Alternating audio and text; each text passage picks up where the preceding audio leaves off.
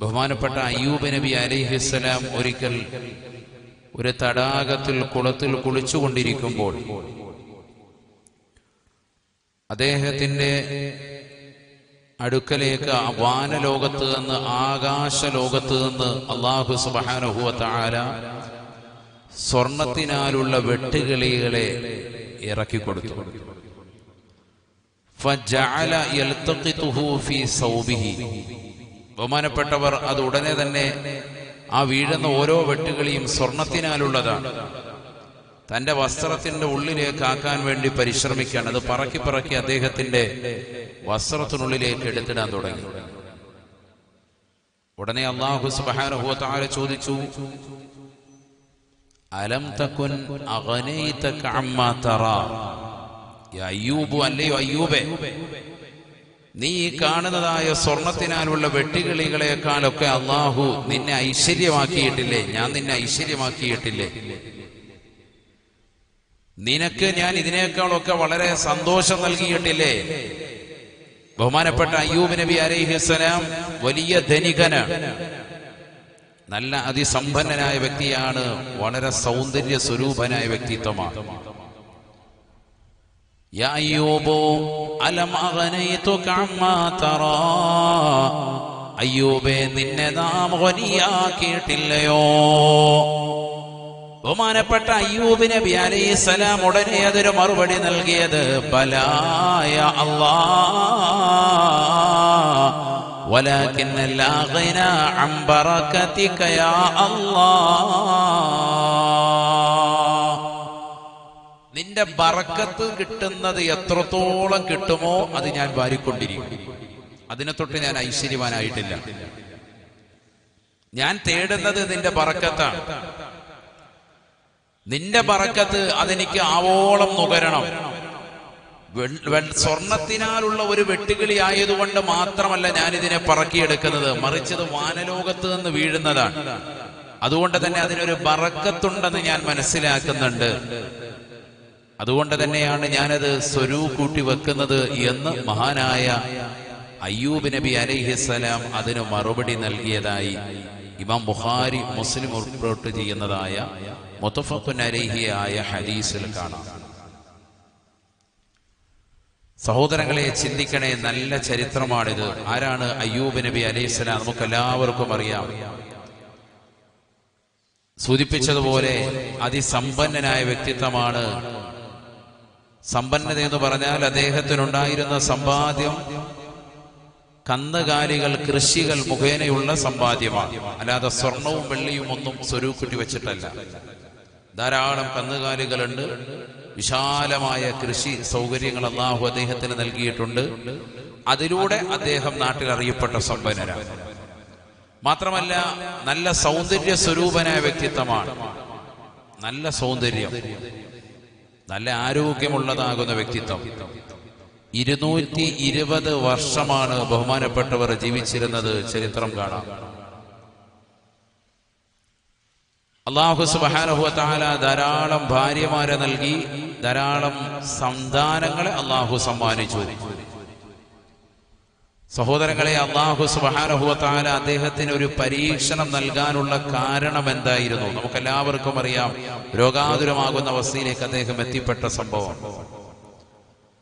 ബഹുമാനപ്പെട്ടവരെ കുറിച്ച് മലായികത്തുകൾ പോലും അത്ഭുതം കൂറിക്കൊണ്ടിരുന്നു. അദ്ദേഹത്തിൻ്റെതാകുന്ന സമ്പാദ്യവേളയിലും ആ സമ്പന്നത നിറഞ്ഞു തുളുമ്പുന്നതാകുന്ന സമയത്തും അദ്ദേഹം ഒരൊറ്റ വഖത്ത് പോലും ഇബാദത്തുകൾ ഒഴിഞ്ഞിരുന്നില്ല. നമസ്കാരങ്ങൾ ചിട്ടയായിരുന്നു.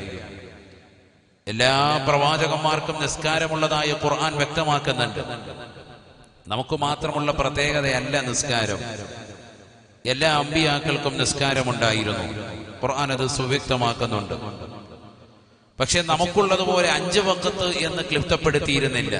നമുക്കുള്ളതുപോലെ നിശ്ചയിക്കപ്പെട്ടതാകുന്ന റക്അത്തുകളുടെ എണ്ണവും അവർക്കില്ല. അവരുടെ നിസ്കാരത്തിന്റെ രൂപവും കോലവും ഭാവവും ഒന്നും നമുക്കറിയില്ല. പക്ഷേ നിസ്കാരമുണ്ടായിരുന്നതായി ഖുർആൻ തന്നെ ധാരാളം ആയത്തുകളിലൂടെ സുവ്യക്തമാക്കുന്ന വസ്തുതയാണ്.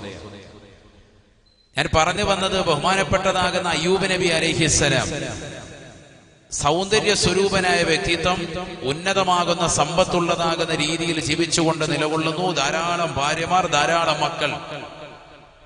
അപ്പോൾ തന്നെ ഇബ്ലീസ് ലഅനത്തുല്ലാഹി അലൈഹി അവന്റെ കൂട്ടാളികളാകുന്ന ശയാത്തീന്മാരോട് പറഞ്ഞു അത്രേ, ബഹുമാനപ്പെട്ടതാകുന്ന അയ്യൂബ് ഇത്രത്തോളം ഇബാദത്തുകൾ കർശനമാക്കാനുള്ള കാരണം മറ്റൊന്നുമല്ല, അദ്ദേഹത്തിൻ്റെതാകുന്ന സമ്പന്നാണ് അത് കാരണം, സമ്പത്താണ് അതിന് കാരണം.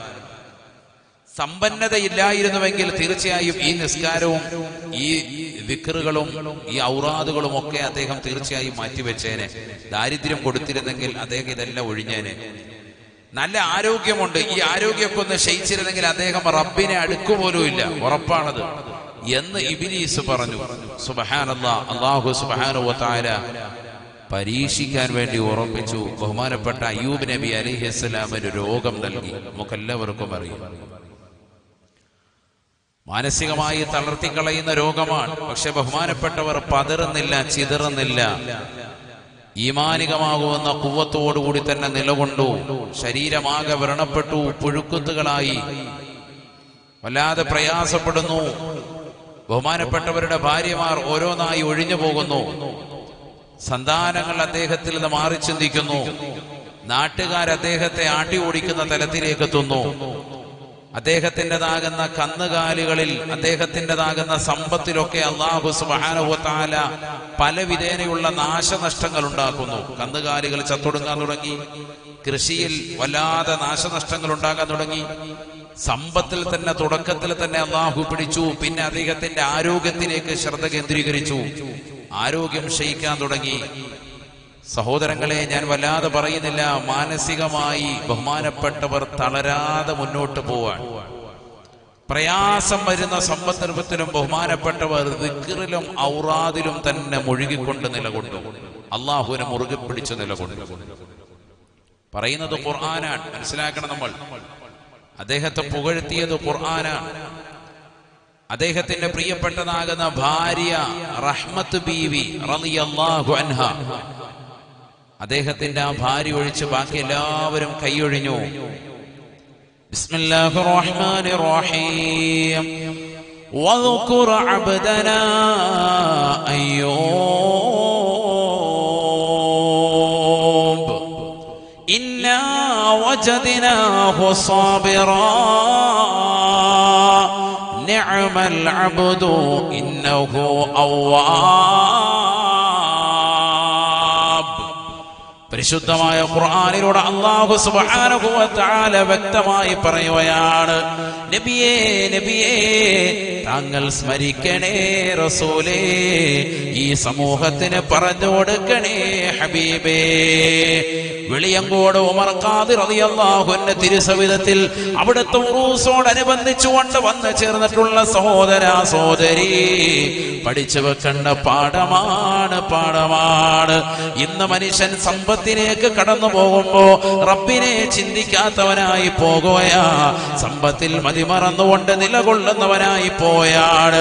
ഒരു വേള സമ്പത്തുണ്ടാകുന്ന സന്ദർഭത്തിൽ പടച്ച റബ്ബിനെ മറക്കുന്ന ആളുകളുണ്ട്.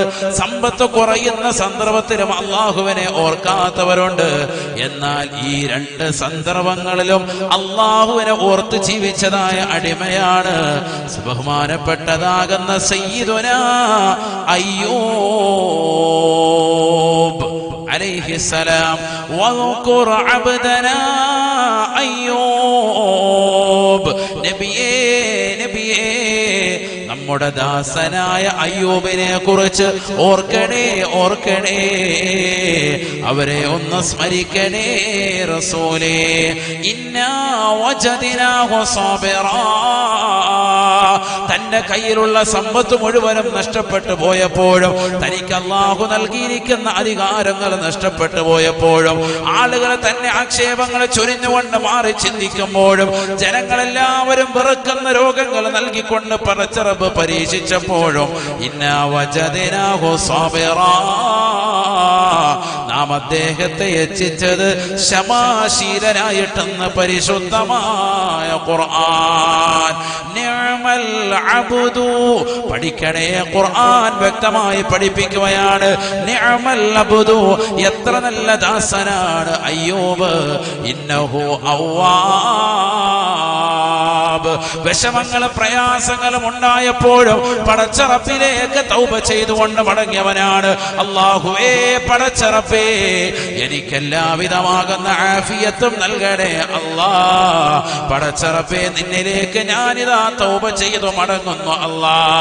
തെറ്റുകൾ ചെയ്യാതെ പടച്ച റബ്ബിലേക്ക് സദാസമയം ഹൃദയവും ശരീരവും തിരിച്ചതാകുന്ന അയ്യൂബ് നബി അലൈഹിസ്സലാമിന് അല്ലാഹു സുബ്ഹാനഹു വ തആല ശരീരമാസകലം പടർന്ന് പന്തലിക്കുന്ന രോഗം നൽകിയിട്ട് പോലും പടച്ച റബ്ബിനെ മറക്കാതെ ദിക്റിലുമായി കഴിഞ്ഞുകൂടിയതായ വ്യക്തിത്വമായ അയ്യൂബ് നബി അലൈഹിസ്സലാം, അദ്ദേഹത്തെ കുറിച്ച് ഖുർആൻ വാനോളം പുകഴ്ത്തുകയാണ്. നിഅമൽ അബ്ദു ഇന്നഹു അവ്വാബ്. ബഹുമാനപ്പെട്ട അയ്യൂബ് നബി അലൈഹിസ്സലാം അല്ലാഹുവിനോടൊരു പരിഭവം പറയുന്നില്ല. അല്ലാഹുവേ, എനിക്ക് ഈ രോഗം നൽകിയല്ലോ റബ്ബേ, എന്നെ നീ പരീക്ഷിച്ചല്ലോ അല്ലാ. ഞാൻ നമസ്കരിച്ചവനാണ്, ഞാൻ നോമ്പ് പിടിച്ചവനാണ്, ഞാൻ സക്കാത്ത് കൊടുത്തവനാണ്, ഞാൻ പാപങ്ങളുടെ കണ്ണീരപ്പിയവനാണ്, ഞാൻ നിരാലംബർക്ക് അവലംബമായവനാണ്, ഞാൻ നിരാശ്രയർക്ക് ആശ്രയത്വം കൊടുത്തവനാണ്, ഞാൻ ഖുർആൻ ഖത്മ് തീർത്തവനാണ്, ഞാൻ ദിക്ർ ചൊല്ലിയവനാണ്, ഞാൻ അതോദിയവനാണ്, ഇതോദിയവനാണ്, ഞാൻ ഇന്ന മജ്ലിസിൽ പങ്കെടുക്കുന്നവനാണ്.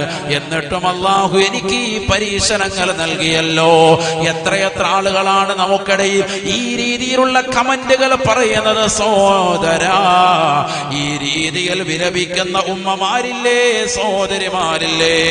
ഉസ്താദേ, ഞാൻ ഖുർആൻ ഖത്മ് തീർത്തവളാണ്, ഞാൻ റൂഹ് ബയാൻ മജ്ലിസിൽ നിലകൊള്ളുന്നവളാണ്, ഞാൻ ഖത്മുകൾ തീർത്തവളാണ്, ഞാൻ തഹജ്ജുദ് നമസ്കരിക്കുന്നവളാണ്, ഞാൻ ഇന്ന ദിക്റുകൾ കൃത്യമായി മുടങ്ങാതെ പാരായണം ചെയ്യലുണ്ട്. എന്നിട്ടും എനിക്ക് ഇത്തരത്തിലുള്ള വിപത്തുകൾ അല്ലാഹു നൽകിയല്ലോ എന്ന് പറയുന്ന പെങ്ങളെ, പഠിക്കേണ്ട ചരിത്രമാണ് അയ്യൂബ് നബി അലൈഹിസ്സലാം. എല്ലാ പ്രതിസന്ധികളുടെ ഘട്ടങ്ങളിലും ഒരേ ഒരു വാക്യം മാത്രമാണ്, ഹസ്ബുനല്ലാഹു വനിഅമൽ വകീൽ, നിഅമൽ മൗലാ വനിഅമൻ നസീർ. മഹാനായ ഇബ്രാഹിം നബി അലൈഹിസ്സലാമിനെ തീക്കുണ്ടാരത്തിലേക്ക് വലിച്ചെറിഞ്ഞപ്പോഴും ബഹുമാനപ്പെട്ടവരുടെ ചുണ്ടിൽ തത്തിക്കളിച്ച ദിക്റും ഇത് തന്നെയാണ്. അയ്യൂബ് നബി അലൈഹിസ്സലാം പ്രതിസന്ധികളുടെ കയത്തിലേക്ക് മുങ്ങിത്താഴുമ്പോഴും ബഹുമാനപ്പെട്ടവർ പറയുന്ന വചനം, ഹസ്ബുനല്ലാഹു വനിഅമൽ വകീൽ. എനിക്ക് സമ്പത്ത് നൽകിയത് അല്ലാഹുവാണ്, ആ സമ്പത്ത് തിരിച്ചെടുക്കാൻ കഴിവുള്ളവനും അവൻ തന്നെയാണ്. അവൻ ഈ ലോകത്തിന്റെ സൃഷ്ടികർത്താവാണ്, അവൻ ഈ ലോകത്തിന്റെ പരിപാലകനാണ്, അവൻ ഈ ലോകത്തിന്റെ സർവാധികാരിയാണ്, ഈ ലോകത്തുള്ള സർവ്വ ജീവജാലങ്ങൾക്കും ആഹാരം നൽകുന്നവനാണ്. അങ്ങകലെ കത്തിച്ചൊലിക്കുന്നതാകുന്ന നരകകുണ്ടാരങ്ങളെ സൃഷ്ടിച്ചതും അല്ലാഹുവാണ്, പടച്ച റബ്ബാണ്.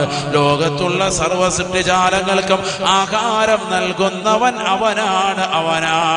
അവൻ എന്ത് തീരുമാനിക്കുന്നുവോ ആ തീരുമാനത്തിൽ ഞാനിതാ പരിപൂർണമായി ഉറച്ചു നിൽക്കുന്നു എന്ന് പറഞ്ഞുകൊണ്ട് അയ്യൂബ് നബി അലൈഹിസ്സലാം പരിപൂർണമായി ക്ഷമ അവലംബിക്കുകയാ. അയ്യൂബ് നബി അലൈഹിസ്സലാം അല്ലാഹുവിനോട് അവലാതി പറയുന്നില്ല, വേവലാതിപ്പെടുന്നില്ല. എന്റെ രോഗം ഒന്ന് ശിഫയാക്കി താ അല്ലാഹ് പറയുന്നതേ ഇല്ല. കാരണം എനിക്ക് രോഗം നൽകിയത് ആരാണ്? അല്ലാഹയാണ്. അതുകൊണ്ട് റബ്ബിനോട് ഞാനിത് പറയേണ്ട ആവശ്യമില്ല, അല്ലാഹ്ക്കറിയാതെ. പടച്ച റബ്ബിനറിയാവല്ലോ. പിന്നെന്താ അദ്ദേഹം പറഞ്ഞത്? ദാ കേട്ടോ, ഖുർആൻ പറയാണ്, വഅയ്യൂബ ഇദ് നാദാ റബ്ബഹു അന്നീ മസ്സനിയൽ-ളുർറു വഅൻത അർഹമുർ റഹീമീൻ. وأيوب إذ نادى ربه أني مسني الضر وأنت أرحم الراحمين فاستجبنا له فكشفنا ما به من ضر وآتيناه أهله ومثلهم معهم من رحمتنا وذكرى للعابدين. പരിശുദ്ധമായ ഖുർആൻ സുവ്യക്തമായ സൂറത്തുൽ അംബിയായിലൂടെ അല്ലാഹു വ്യക്തമാക്കുകയാണ്.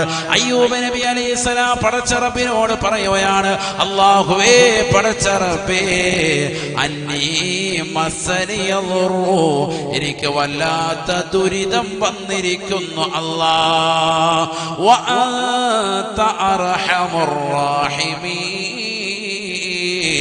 നീ കാരുണ്യവാനാണ് അല്ലാഹ്, നീ കരുണാമയനാണ് അല്ലാഹ്. ഇത് ശിഫയാക്കി തരണമെന്ന് പറയുന്നില്ല, ഞാൻ ബുദ്ധിമുട്ടിലും പ്രയാസത്തിലുമാണ്, നീ കാരുണ്യവാനാണ്. അവസാന ഘട്ടത്തിൽ ബഹുമാനപ്പെട്ടവർ പറയാൻ, നാട്ടുകാരുപേക്ഷിച്ചു, സമൂഹം ഉപേക്ഷിച്ചു, സമുദായം ഉപേക്ഷിച്ചു, ആകെയുള്ളത് ഭാര്യ. ബഹുമാനപ്പെട്ടവർ ഒമാനിലേതാകുന്ന പവിത്രമാക്കപ്പെട്ടതാകുന്ന അവിടുത്തെ മക്കാമിന്റെ പരിസരത്തുള്ളതാകുന്ന ഒരു ചെറിയതാകുന്ന മനോഹരമാകുന്ന ഒരു അരുവിയുണ്ട്. അതിന്റെ പരിസരത്ത് ബഹുമാനപ്പെട്ടവർ വരികയാണ്. ഒരു മരത്തിന്റെ തണലിൽ തന്റെ പ്രിയപ്പെട്ട ഭാര്യയുടെ മടിയിൽ തലവെച്ചുകൊണ്ട് കിടന്നിട്ട് പറഞ്ഞു, അന്നീ മസ്സനിയദുറു, പടച്ച റബ്ബേ ബുദ്ധിമുട്ട് വന്നിട്ടുണ്ട്, ദുരിതം വന്നിട്ടുണ്ട്, വല്ലാതെ പ്രയാസമാണ്, ശരീരമാസകലം വ്രണം വന്ന് ബുദ്ധിമുട്ടാണ്.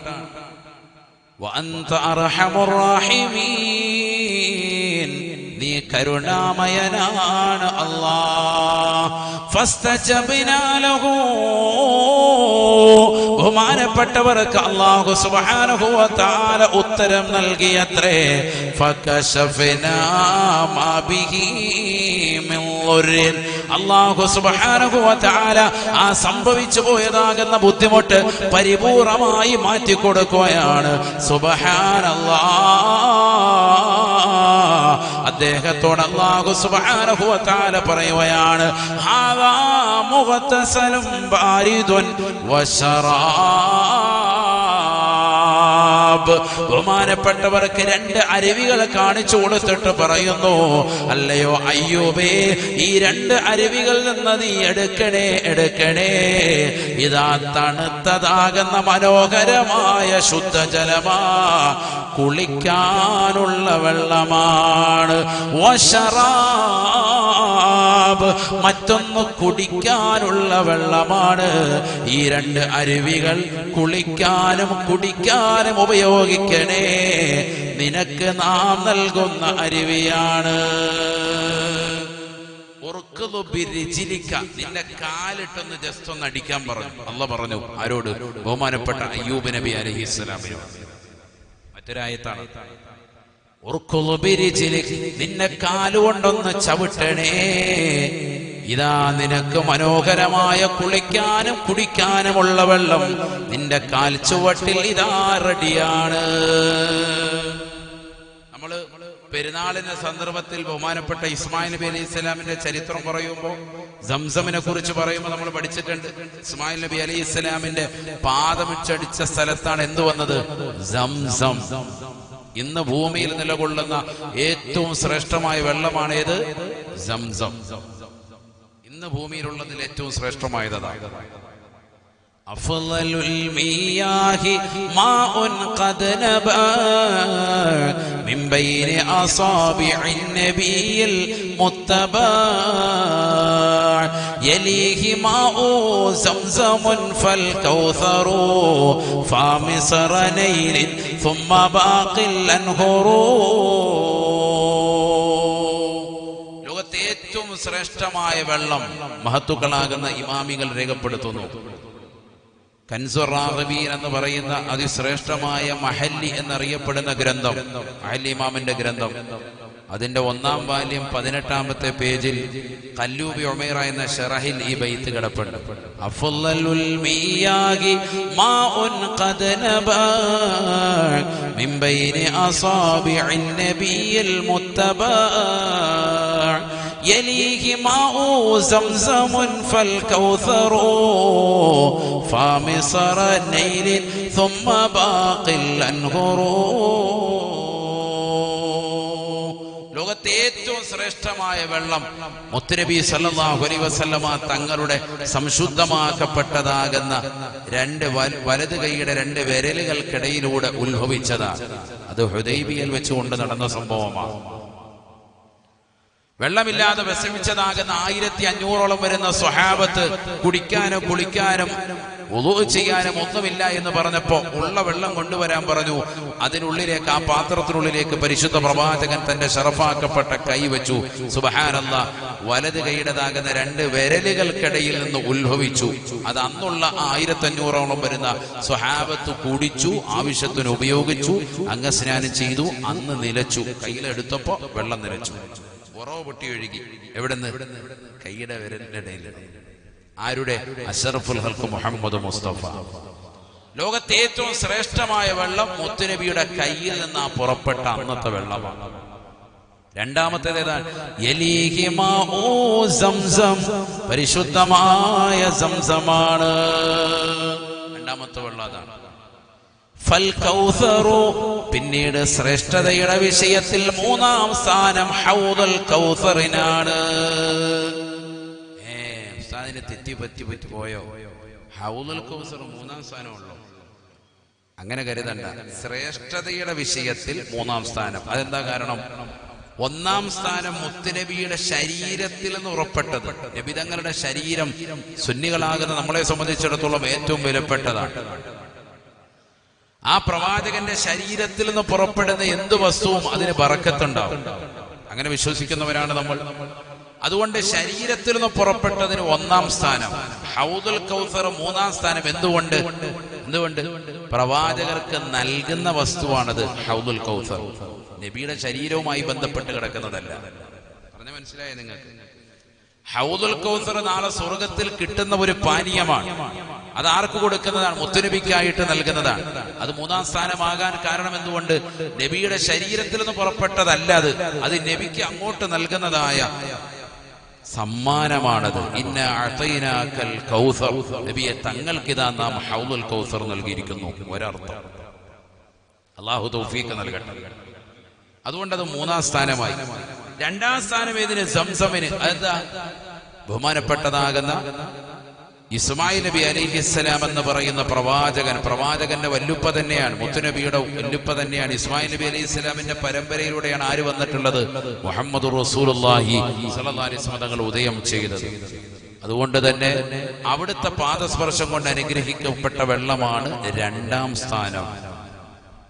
3 ഹൗദുൽ കൗസർ. പക്ഷെ ഹൗദുൽ കൗസറിന് വേറെ മഹത്വമുണ്ട്. പറഞ്ഞപ്പോ ഒരുപാട് അങ്ങോട്ട് ഞാൻ തിരിച്ചു വരാം. വേറെ ശ്രേഷ്ഠതകളുണ്ട്. നബിയനാ റസൂലുള്ളാഹി സ്വല്ലല്ലാഹു അലൈഹി വസല്ലം തങ്ങൾ പറഞ്ഞില്ലയോ? അഹ്ലാ മിനൽ അസലി വഅബയദു മിനൽ ലബനി. പാലിനേക്കാൾ വെണ്മയാണ്, തേനിനേക്കാൾ മധുരമാണ്. പാലിനേക്കാൾ നല്ല വെളുപ്പ്, തൂവെള്ളയാണ് ഇത് ഹൗദുൽ കൗസർ.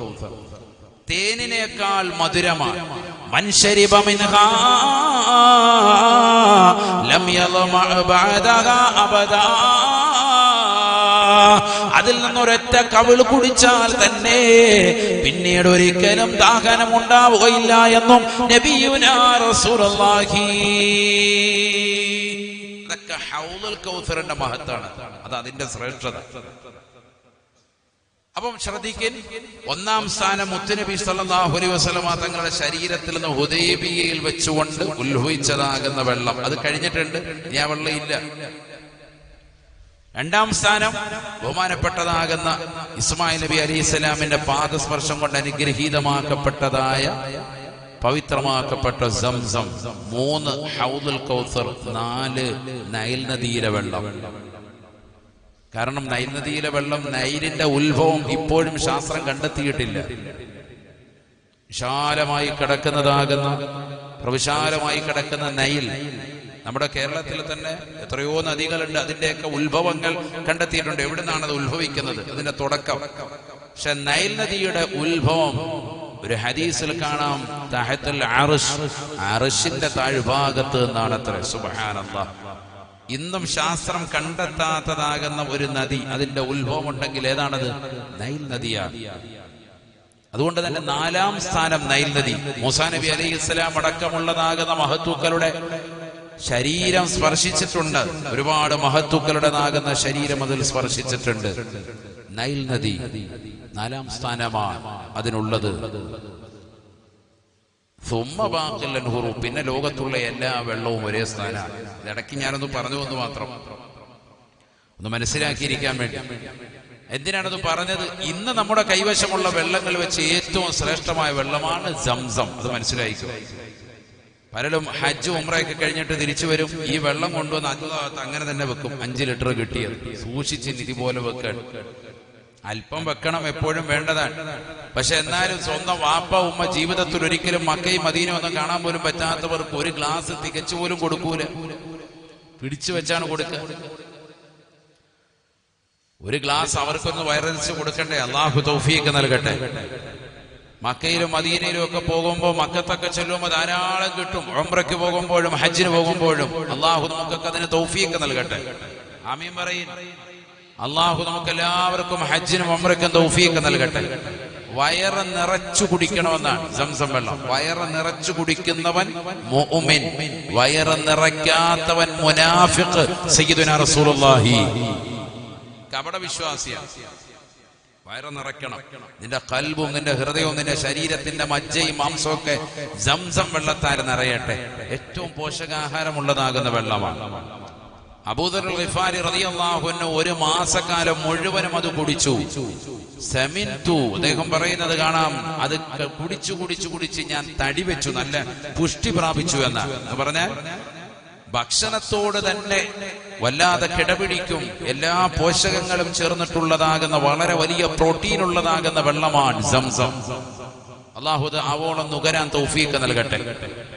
ആർക്കും കൊടുക്കാതെ പിടിച്ചു വെച്ച് അവസാനം വാപ്പ മരിക്കാറായി കിടക്കുമ്പോ ഒരു പഞ്ഞിക്കകത്ത് മുക്കിയിട്ട് ചുണ്ടിങ്ങനെ നനച്ചു കൊടുക്കാൻ വേണ്ടി വരാൻ. സാധാരണ എന്റെ വാപ്പ ഇതുവരെ വെള്ളം പോലും കുടിക്കുന്നില്ല.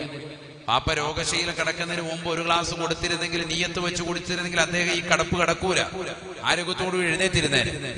കാരണം സംസം വെള്ളം ലിമാ ശുരിബ ലഹു, എന്ത് നീയത്ത് വെച്ച് കുടിച്ചോ ആ കാര്യം ഹാസിലാകുമെന്നും സയ്യിദുനാ റസൂലുള്ളാഹി സ്വല്ലല്ലാഹി അലൈഹി വസല്ലം. സംസം വെള്ളമൊക്കെ കിട്ടുമ്പോ ഒറ്റ കമത്തിൽ കുടിക്കണ്ട. ഇരുന്ന് തലയിൽ നല്ലതുപോലെ തൊപ്പിയൊക്കെ ഇട്ട് തല മറച്ച് നീയത്ത് വെച്ച് കിബിലയ്ക്ക് അഭിമുഖമായിരുന്ന് 3 ഇറുക്കായിട്ട് ബിസ്മി ചൊല്ലി തന്നെ നല്ല നീയത്ത് വെച്ച് കുടിക്കുക. നീയത്ത് വെച്ച് കുടിക്കണം. ഏറ്റവും വലിയ മർമ്മപ്രധാനമായ കാര്യമാണത്. ഒരു വെള്ളം കുടിക്കുന്നതിൽ എന്തിനാ ഇപ്പൊ നീയത്ത്?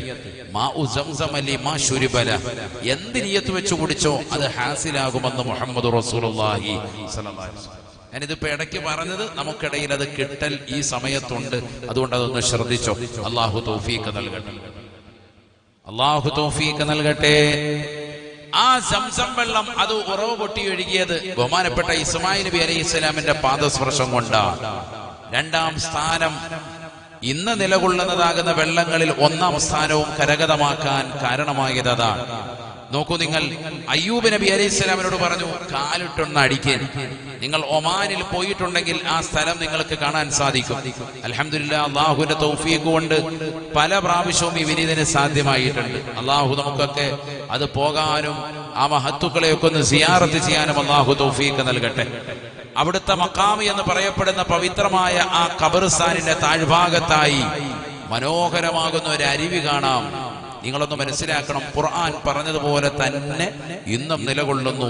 ഹാദാ മുഗ്തസലും ബാരിദുൻ, ഇതാ തണുത്തതാകുന്ന കുളിക്കാനുള്ളതാകുന്ന ശുദ്ധജലം. നിങ്ങൾ അവിടെ പോയി കയ്യൊന്ന് ഇട്ട് നോക്ക്, ഐസ് വാട്ടറാണ്, നല്ല തണുപ്പാണ്. ഇപ്പോഴും ഏത് കാലാവസ്ഥയിൽ ചെന്നാലും.